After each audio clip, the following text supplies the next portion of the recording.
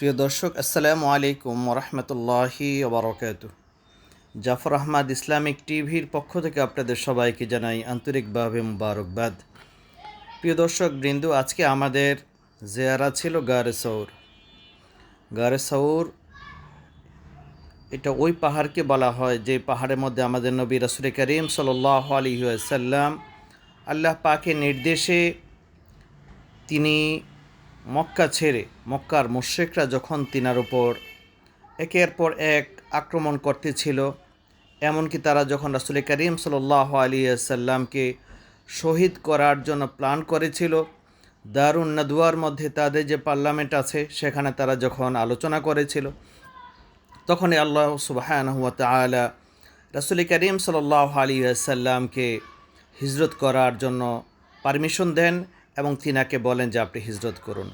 তখন রাসূল করিম সাল্লাল্লাহু আলাইহি ওয়াসাল্লাম এবং হযরত আবু বকর সিদ্দিক রাদিয়াল্লাহু তাআলা আনহুকে সঙ্গে সহকারে তিনি মদিনার পথে তিনি রওনা করেন।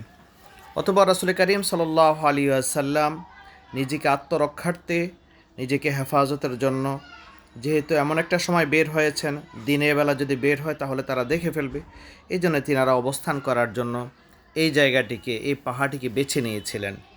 এই যে পাহাড়টি আজকে আপনাদেরকে দেখানোর জন্য আমরা চলে যাচ্ছি, যাকে গারে সৌর বলা হয়। বর্তমানে এই জায়গার মধ্যে কাজ চলতেছে।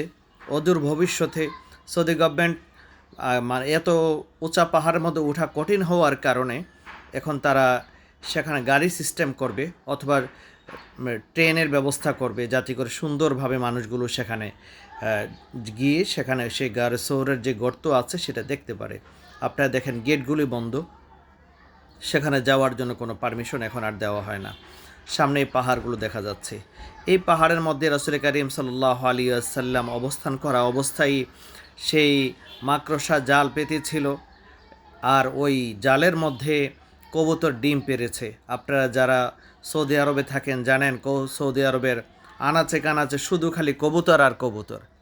এই কবুতরগুলো এই জন্যই সৌদি গভর্নমেন্ট এগুলিকে মারা বা ধরা নিষেধ করেছে, যেহেতু রাসূল করিম সাল্লাল্লাহু আলাইহি ওয়াসাল্লাম যখন হিজরত করেছিলেন তখন মুশরিকদের হাত থেকে রাসূল করিম সাল্লাল্লাহু আলাইহি ওয়াসাল্লামকে হেফাজত করার জন্য তারা সেখানে কাজ করেছেন। এই হলো গারে সৌর। আমি একেবারেই নিকটে গারে সৌর থেকে অল্প একটু কাছে আমি দাঁড়িয়ে ভিডিও করেছি, আপনাদেরকে দেখাচ্ছি সেই গারে সৌর।